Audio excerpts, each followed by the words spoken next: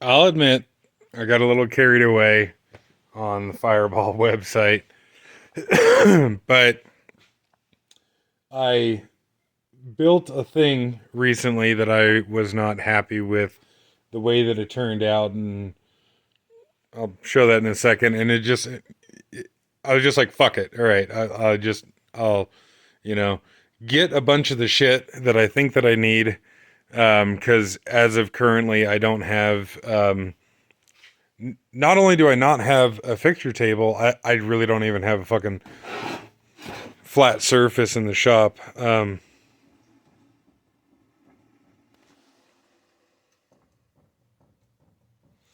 Like all of my work surfaces are actually pretty shit, honestly. And a table is the next thing that I need to do. But I figured for the moment, maybe I could just get by with these. And so I got one of the 12-inch Mega Square, I think they're called.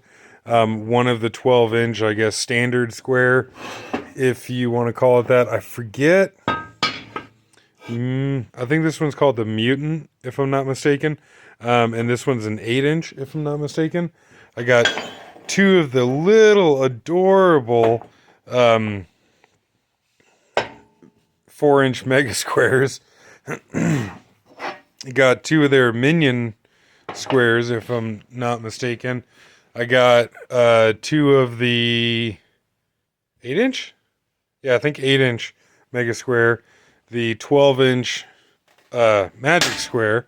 I got two pairs of the small clamps, and I got two pairs of the bigger clamps, and I guess that kind of gives you an idea of the scale there. They're effectively identical, just half the size. And so this takes 1x2 1x2 rectangle material. This takes half by 1 rectangle material. And these have, I took it out on that one, but these have a little set screw, little grub screw. The small ones do, to where you can hold the clamp on the tubing. The larger ones do not have that. It would be neat if they had it, but maybe it's like a strength concern or something. But I don't know. Maybe you could do something to modify it or whatever. I don't know. And then, oh yeah, I got the combination square, and everything that I got is all the squares are all cast iron, and then these are both the large and the small clamps are forged steel. All of the squares come with these different edge alignment tabs and thumb screws, and then they come with a L-shaped alignment tab, and then I bought a bunch of the actually I forget what they call the difference now, but I bought these, and these thread into the side of the square to where you can like bump it up against a piece of material and get a reference off of there. I bought the clamps. I don't like the clamps. Talk about that later. And then I bought, I think it was the 72 piece magnetic shim kit, and then I also got the magnetic 1, 2, 3 blocks as well too. And the shim kit came in this case here. I didn't realize that the case wasn't filled up all the way, and so hindsight, maybe I should have got a larger shim kit. But they weren't very clear on the website.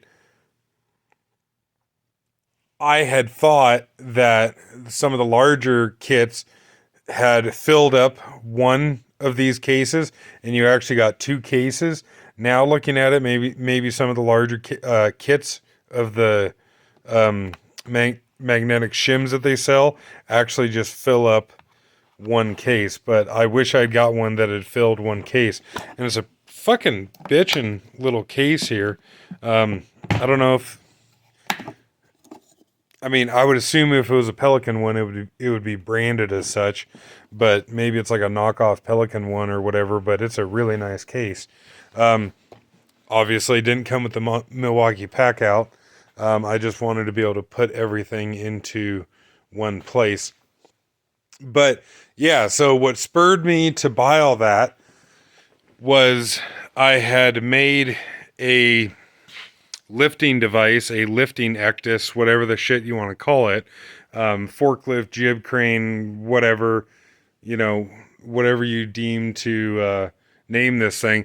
But I had made this, and it took me longer than it should have to do it, and it's not as square as I wish that it was. And so if I take a square,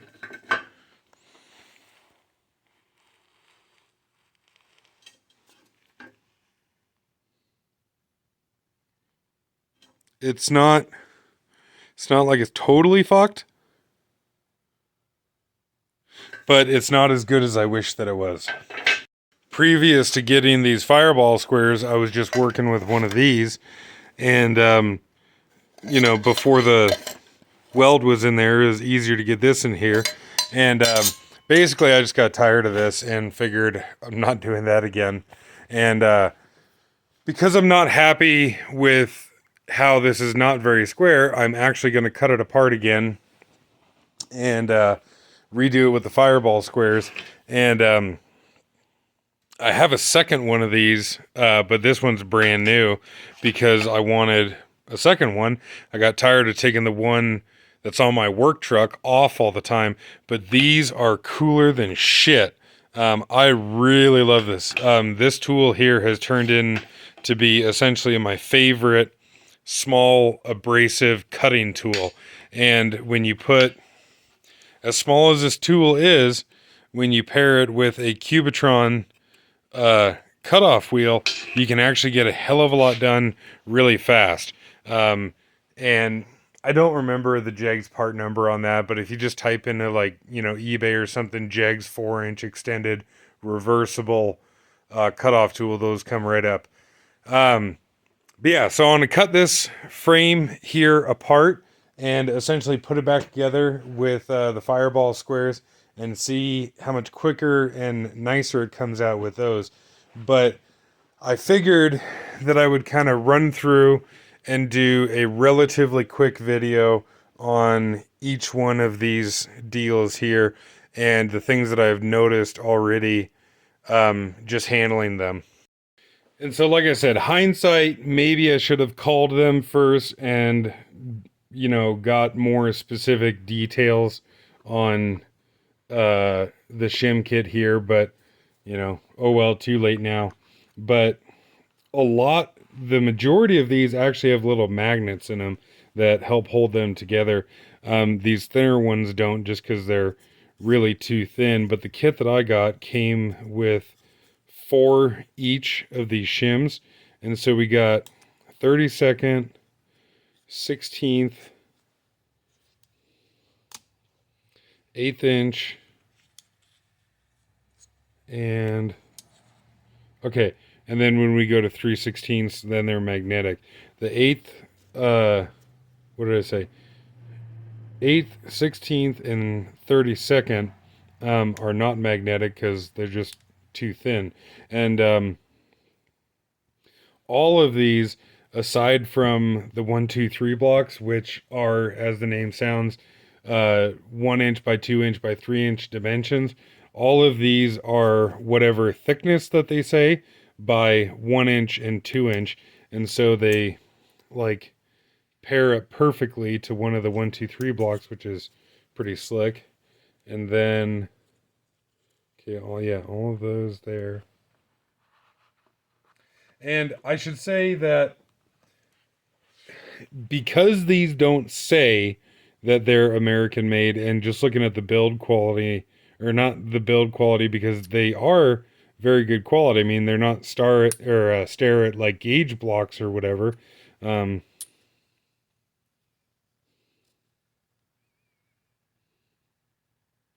Yeah.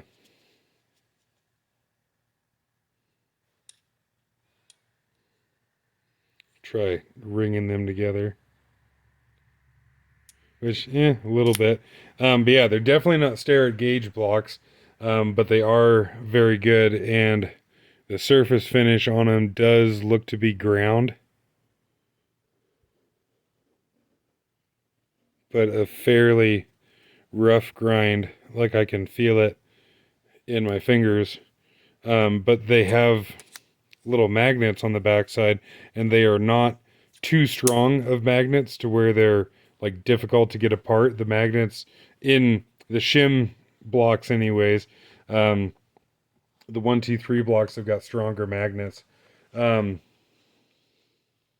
yeah, so they're not super precise, but for welding, like, it's not something that maybe these aren't accurate enough, and I haven't actually put a micrometer to these, but maybe they're not accurate enough to, be used in a precise milling application, but these are, extremely precise when you use them in the world or the realm of like welding fixturing shims. In that world, they're extremely precise. But again, like I said, I haven't put a micrometer to them, but like the surface finish just would be too rough for like machine tools. But hey, they're not machine tools. But so we got those sizes there. And then it basically goes up. I guess no need to show each individual size.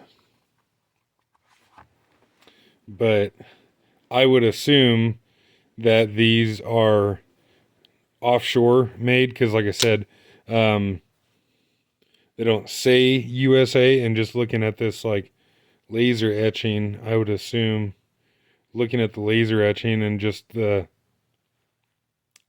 I have the suspicion that these are offshore, I guess is what I'm saying. But yeah, the magnets in there will very easily hold these together, but they're not too strong to where they're difficult to take apart. The 1, 2, 3 blocks here have stronger magnets, and I think this is pretty cool. They're actually held in with little screws, and so that's pretty slick.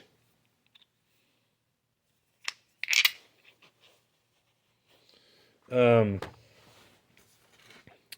I guess moving on here, these are, I just put them in a bag, the like grub screws out of the small clamps. So they have these L tabs, like I was saying, that go, that go on the end of the square. And Fireball Tools got a really good video, like demonstrating what the intention is behind these and how to use them and what have you. But there's several different sizes of those. And then several different sizes based on what square you get. Several different sizes of these edge, or whatever the hell they call these. And then each one of either these or these come with their own little thumb screws. And the thumb screws have a nice little shoulder on them, and then knurling, and then a 3/16 hex in the end of it. And then, like I was saying, the two different sizes of these spacers here. All of these, but interesting enough, these don't have the shoulder on it. But all of these are 1/4 by 20, if I'm not mistaken. But 1/4-inch coarse thread. And I got a pile of those. Unfortunately, these clamps here are honestly kind of a piece of shit. The idea and the concept of them, as far as having the one short side and the one longer side, as opposed to a traditional pair of welding clamps there. The idea of it, I think, is fantastic. The way it feels, because it's not, I mean, granted, it's not like half the material thickness. This is an old made in USA vice grip. It's not like it's like half the material thickness or whatever, But just handling this, I would expect this to come out of Harbor Freight. Just kind of the fit and finish and the feel of it seems to me like Harbor Freight. And I guess I'll run that down. It doesn't sit square on the end of here. Again, I think the idea of this is wonderful. It's got a threaded bolt here, so if you wanted to put your own deal in there, make a sharp point or a V block or something or whatever, like great, outstanding, wonderful idea. But it feels like Harbor Freight. It feels like this is made in Taiwan or something like that. On one hand, it works, but I just don't like it, and I'm certainly not going to be buying any more of those. And it's the same story with the small one here. Outstanding idea, but shit doesn't line up square. It just feels chintzy and shitty, and like some 3-year-old Chinese kid made it or whatever. And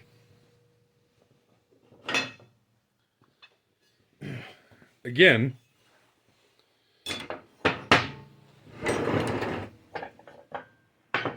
to say it for the 7th time, I love the idea. So because these have, a 90-degree surface, 90-degree surface, and a 45, by adjusting these squares like so, you can change and vary the distance from this edge here to this edge here. And so you can see we got, because the web on this is offset,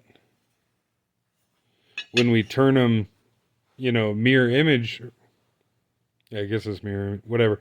When we turn them opposing like this, one of the webs is down and one of the webs is up. And so at first, it seems kind of like weird. You kind of got to bind up the standard welding clamps here. And so there is a point to be made of having this set up here where it very easily goes in like that. Wonderful idea, but in all reality, it's not actually that difficult to snake the clamp through like that, and then the clamp is not bound up and at some weird fucked up angle or whatever. So I don't know, to me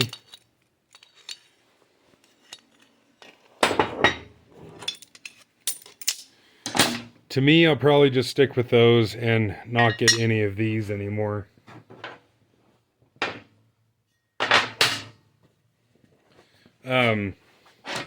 So yeah, these here are old vice grips. What do they say? DeWitt, Nebraska. If I'm reading that correctly. So these are good old American made vice grips. But even if we take like these modern Mac Tools ones that I'm sure are made in Taiwan or something, when you handle these and you handle these, the Mac ones feel much superior quality to these. I know that's a subjective thing and just my opinion and whatnot, but I'm really kind of pissed off about these because essentially everything else is fantastic. And what's unfortunate too is that essentially that same theme carries on here.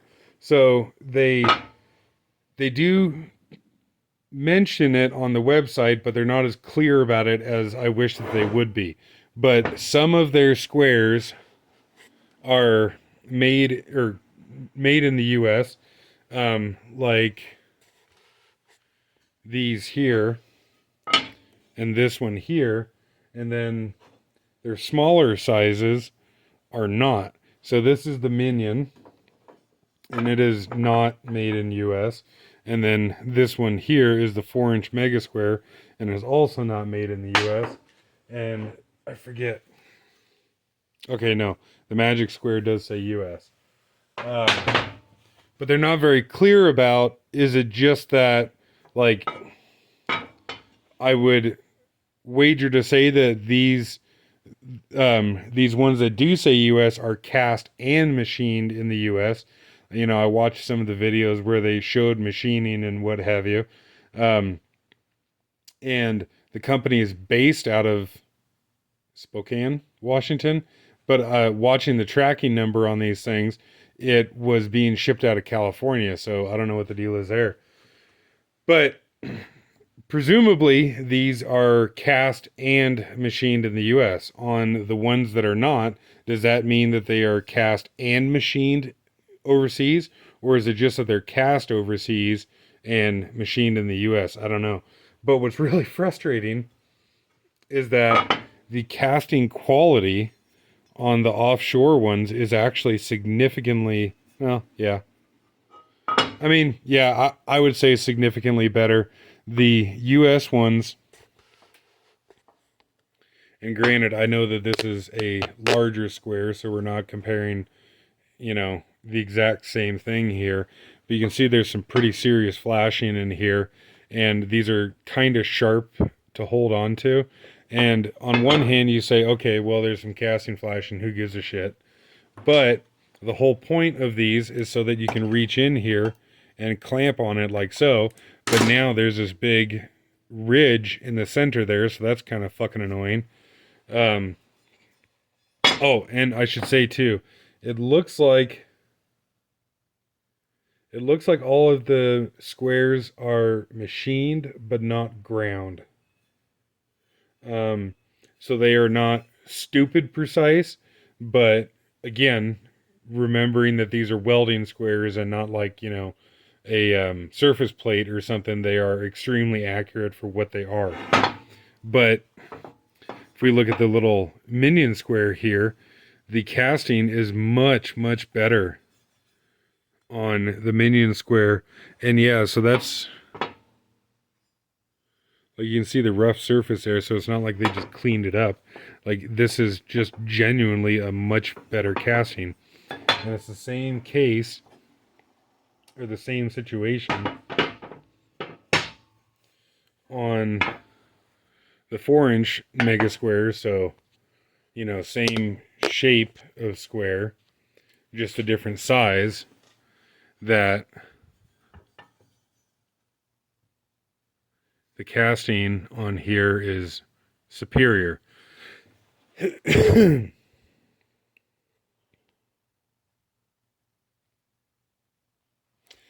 This 12-inch mega square seems to be the roughest casting of all of them. And it's not the end of the world by any stretch of the imagination. It's just frustrating to see how much nicer it is on the other ones. And I wish that this one here was just as nice, because this is the most expensive square. The 12-inch mega square, that is. And I guess that kind of brings up a good point. A lot of people talk about how expensive these things are. This is $250. I believe this is $215, something like that. I think these are $130-ish each, something like that. And I think, I don't remember. You can look on their website, and of course, these prices are only good at the time that I filmed this video. Who knows? It might go down. Most likely not. It's probably going to go up in the future. These, I think, were $50 a piece or something like that. And on one hand, that's a lot of money to spend on a welding square, but on the other hand, when you think of, for one, all the material, I mean, this currently is 20 pounds of cast iron, but of course they had to machine everything off to get, you know, nice smooth surfaces and shit. And so was the original casting 28 pounds, 26 pounds, and they, you know, had to machine all that material off. But when you figure, when you factor in that, you know, they have to be cast, they have to be transported, they have to be machined and shipped, and shipping on all this stuff was like, shit, I don't know, 1% of the cost. I just placed another order and ordered a second one of these and two of the 6-inch mega squares, and the cost for the squares was 400 and shipping was $17. And so I thought that was really cool, because what a lot of companies will do is post like actually fairly cheap prices on the website, and then you go to pay for the shipping, and it's like a $300 order with $100 shipping. Um, I like the fact that they don't do that at Fireball. That's not to say that they're just, giving away shipping at no charge or whatever. I'm sure, a lot of that is worked into the cost of the squares, but it's nice to be able to see it up front so you know what you're getting into before you go entirely through the checkout process and then kind of get like slammed, if you will, with a high shipping charge. It's nice to get a really, really good idea of how much all this shit's going to cost, kind of up front, if you will. But anyways, kind of forgot where I was with that. Yeah.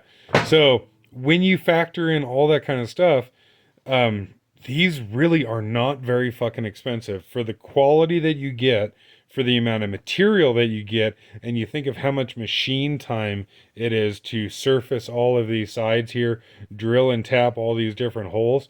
Um, I think it is a extremely good value for what you get. Yes, they're expensive, but holy shit, it's 20 pounds of machined cast iron. Like, there's a lot that goes into this, and you know, I'm sure a lot of people out there won't recognize or understand that, but you know, think of trying to make one of these in your backyard, and all the tooling and expertise and time that you would need to do that.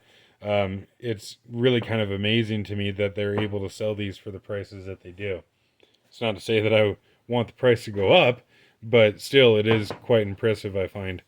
And here's the combination square. Same thing. This is, I don't know, maybe 5 pounds was the original casting, 7 pounds or whatever.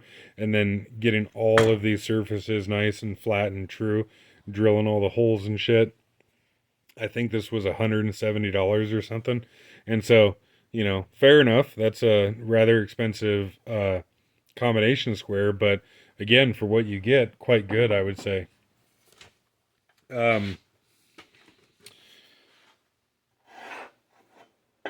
So what else?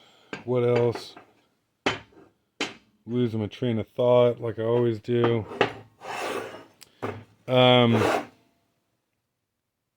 Yeah. So I got two of essentially everything except for the like standard square, if you will. Oh, and I suppose that's one thing to show. So the smaller squares, and they do talk about this on the website, but it's not as clear as I wish that it was. The smaller squares have got their webbing, if you will, on one side. The larger squares have got it in the center as such. And I guess, yeah, to kind of come back to this here for a second. So here's the 12-inch standard square and the 12-inch mega square. And you can see, relatively speaking, how much thicker the casting is on the mega square here. This actually is only like 1/4 inch. So if we get the calipers out here and zeroed, well, 290, so a little over 1/4 inch. But this here is 400, right on, like right on 400. But out here, it's actually over an inch. Now I understand that this shape, because it's continuous all the way around, this shape is inherently stronger than this, where you got the big, giant opening here. So that necessitates having a thicker casting on this one. But personally, I wish that, I wish that these castings were honestly at least twice as thick.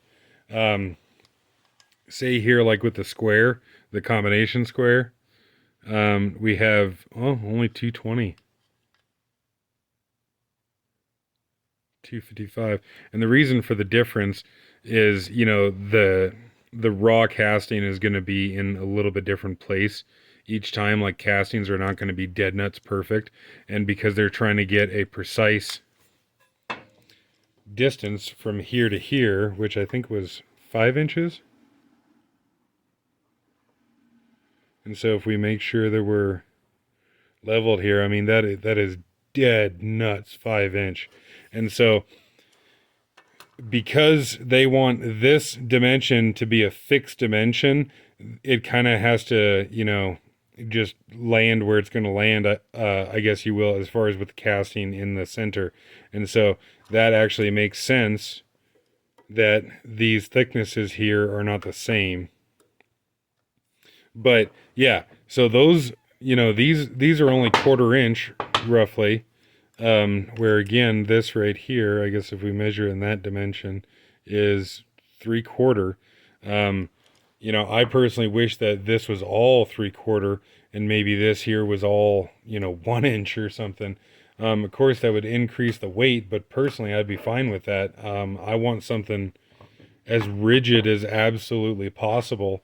And of what I'm aware on the market, 3/8, yeah, or sorry, a little under 3/8. What I'm aware of on the market, these are the most rigid squares out there, and they are heavy. You know, like I said, this one's 20 pounds cast iron.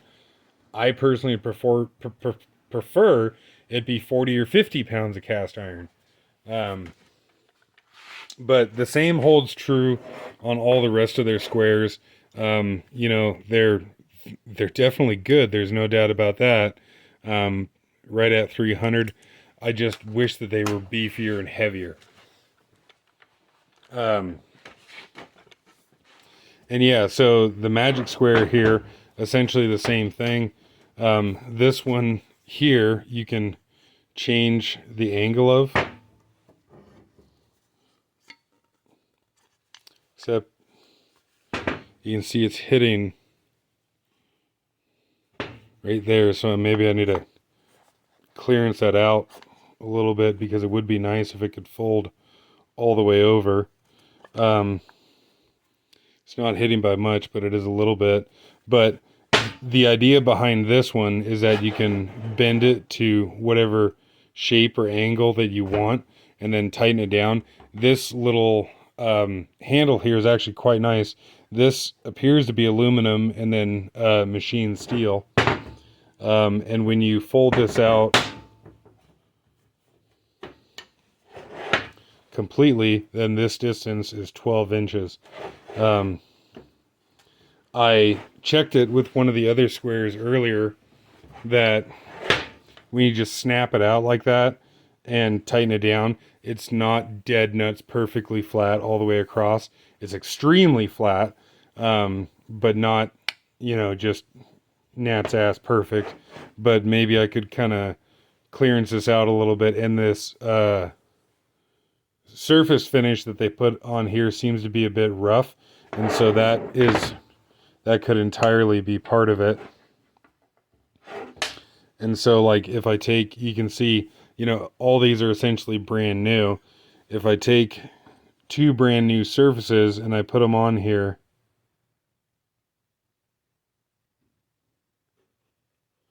yeah, they're not quite perfect. But even if I kind of just do that, then they feel a lot better. And I think it's just simply taken off the high spots of the finish. And so I would imagine, yeah, that already feels better. I would imagine as you start to use these and just kind of rough up the surfaces a little better, that they would start to feel better. So yeah, moving on to the clamps here. The idea behind these clamps, if you haven't seen the Fireball videos yet, is that instead of it being like a normal C-clamp or whatever, that has its own integrated spine, if you will, that they use, these clamps use a piece of rectangle tubing for the spine, and so you can make it whatever length you want as such with whatever length of rectangle tubing that you put in there. And then as you tighten this down, these arms here will cock outwards on the rectangle tubing and hold itself in place. And I've used these a little bit already, and it works absolutely fantastic. It's absolutely wonderful on these bigger ones. Unfortunately, these do not say USA on them anywhere. The bigger ones nor the smaller ones. The build quality on these bigger ones is just fantastic. The little tiny snap ring that comes in here, and it's kind of stupid because the arm and the screw come separate when you get them out of the box, but the foot is assembled on the screw, and you have to take the snap ring out and the foot, then thread the screw through the arm, and then put the snap ring back in. And that snap ring is annoying to get out of there. And I understand why they do that as far as shipping. You know, it's easier to ship these two if they can be like parallel with each other. But why the hell do they assemble the foot? It'd be a lot nicer if they didn't. And the snap ring that's in there is just kind of chintzy and shitty. But that aside, these are absolutely fantastic quality on the bigger ones. They've got like traditional handle on here, but then they also have a 1-inch nut on, or like a 1-inch hex. You know, to imagine they start out with 1-inch hexagonal bar stock and then machine all this out here. But the thread quality and engagement into the arm here is just fantastic. It's wonderful. It's, you know, it's very, very, very good quality on all this. On the bigger ones, I'm very impressed with them.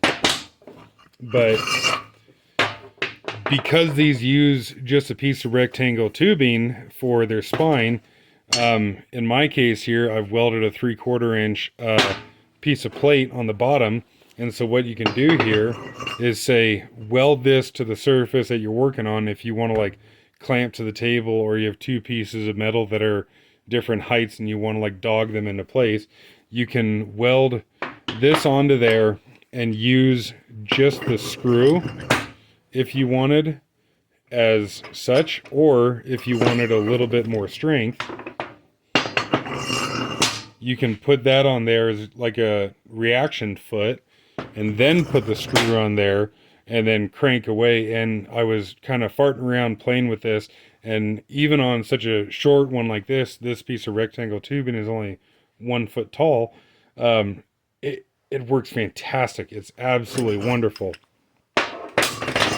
And because these are modular, or whatever you want to call it, if you had to say like reach around something, like say for whatever reason you wanted to reach over an I-beam and clamp the center rib on the I-beam, that would be somewhat difficult to do with a standard C-clamp. You'd have to like space off of it to reach the foot or whatever.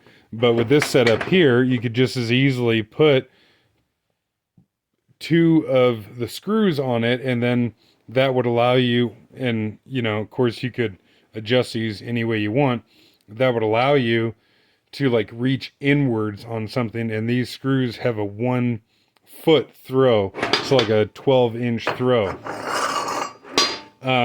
You'll notice that this one here doesn't have the T-handle in it.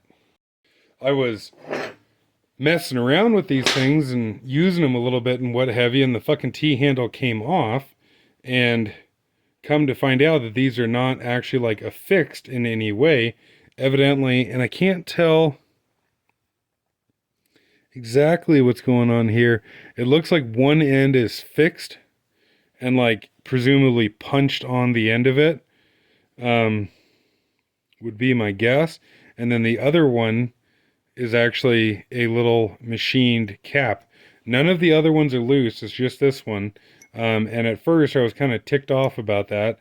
And I was thinking maybe I'd like weld it back on or whatever. But then on the other hand, it's like, well, I'll just leave it like that for a while and see how I like it using it without the T-handle on there.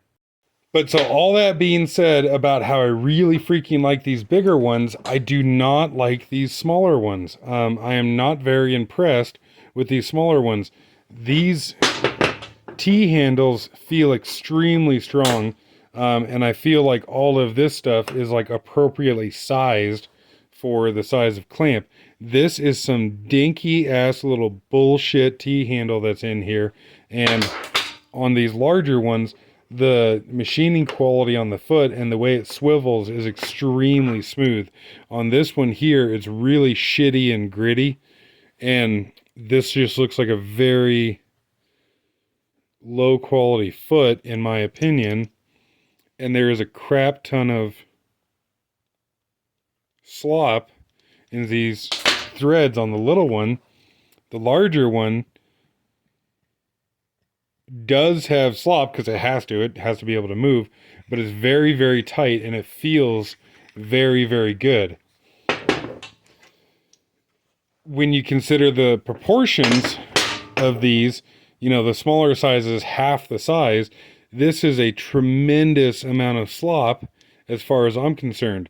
Like, yes, there has to be some clearance there for the screw to be able to move inside of it, but I feel like this is just unacceptable as far as I'm concerned. Mind you, these small ones are significantly cheaper.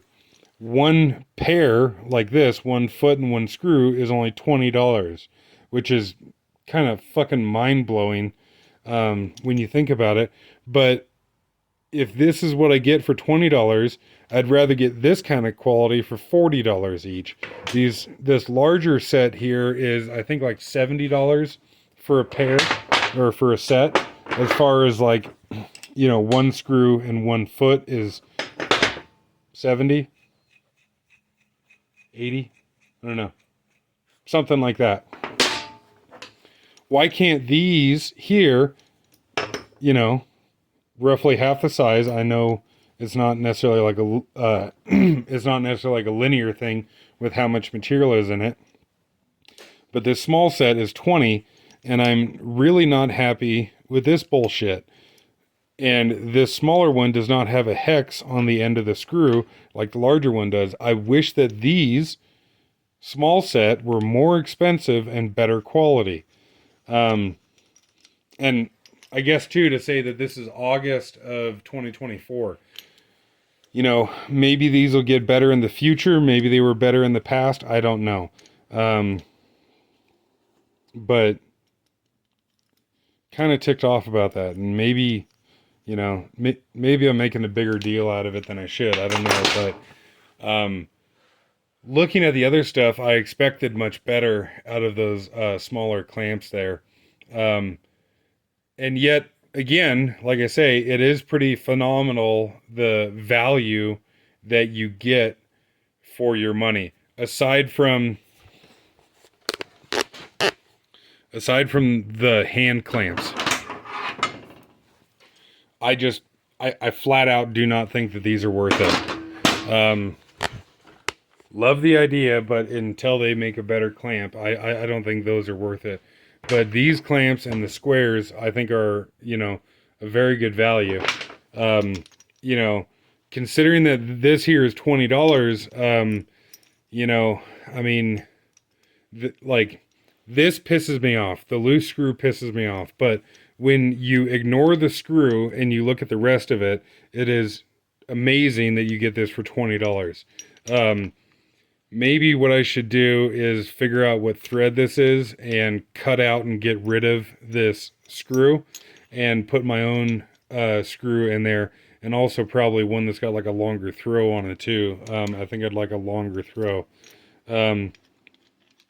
But, or maybe I'm just getting more irritated about it than I should. I forgot to mention it when I had it assembled on the rectangle tube there, but you can notice that when they're together, that instead of being totally parallel at zero tension, that they actually have like a little inward kick to it. They did that on purpose, and the reason that they did that is that then when you put it under tension, then they will straighten out and be parallel with each other or in line with each other. And so yeah, I said it was going to be short. There's 45 minutes already. As I get to using these things, I will talk more about them and show them more.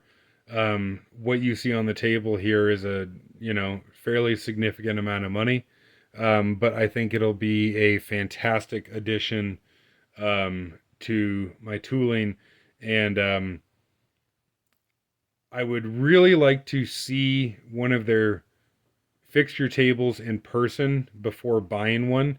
But if their fixture tables are like their squares, I would definitely like to get one of their fixture tables at some point here in the future, because I am pretty tired of not having a good surface in my shop here to work off of. But hopefully these here will get me by until I do get a fixture table.